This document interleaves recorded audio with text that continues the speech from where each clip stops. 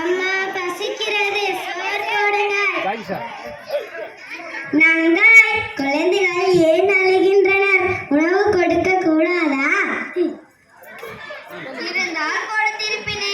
தானியமும் மாவும் நேரத்தே தீர்ந்து விட்டன. இந்த நிலைக்கு நானும் வருகிறேன்.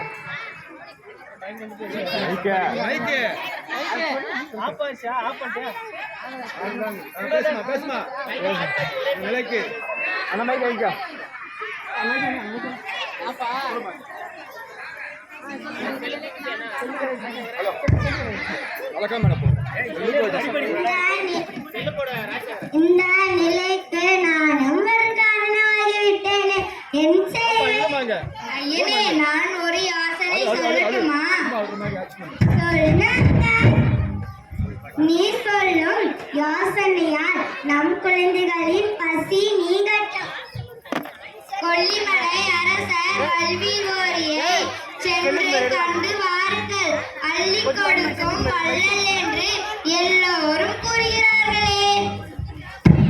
ஆம், நானும் கேள்விப்பட்டுள்ளேன். வீரத்திலும் படைத்திறத்திலும் சிறந்தவர்.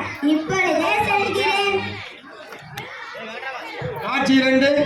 அரசவை பந்து பெறுவோர் அரசர். குழந்தையின் தாய் போங்க. நீங்க பங்கு பெறுவோர் அரசர், சேனாதிபதி, பாணர் ஆகிய அப்பா. நீங்க அப்பா, பாணர் ஆகிய அப்பா. சேனாதிபதி வந்தீங்களா? அரசர் வந்தாச்சா? ராஜா எங்களையும் போய் பாருப்பா. அரசவை நிகழ்வு தொடங்குகிறது.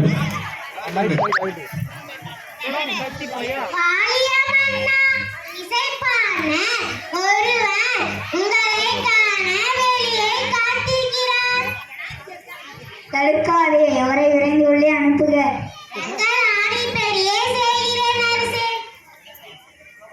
வணக்கம் அரசே.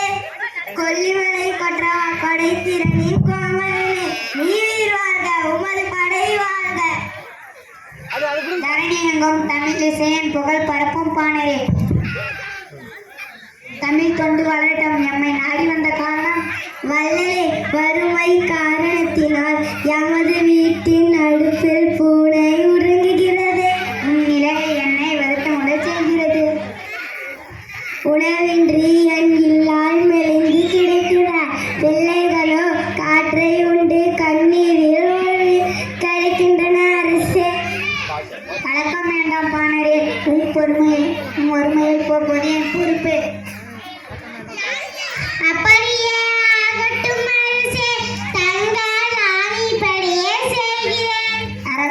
மரம் பழுத்து எல்லோருக்கும் பயன் தருவது போல எம் துயரை துடைத்து உதவுங்கள் அரசே. பாணரின் குடும்பம் பல தலைமுறைகளில் வாழ வழி செய்கிறீர்கள். அன்மனையும் பொற்காசையும் அள்ளி தருக. தங்கள் ஆணைப்படியே அனைத்தையும் அனுப்பி வைக்கிறேன் அரசே. கற்ற கல்வி அறியாமை அகற்றுதல் போல குற்ற துயர்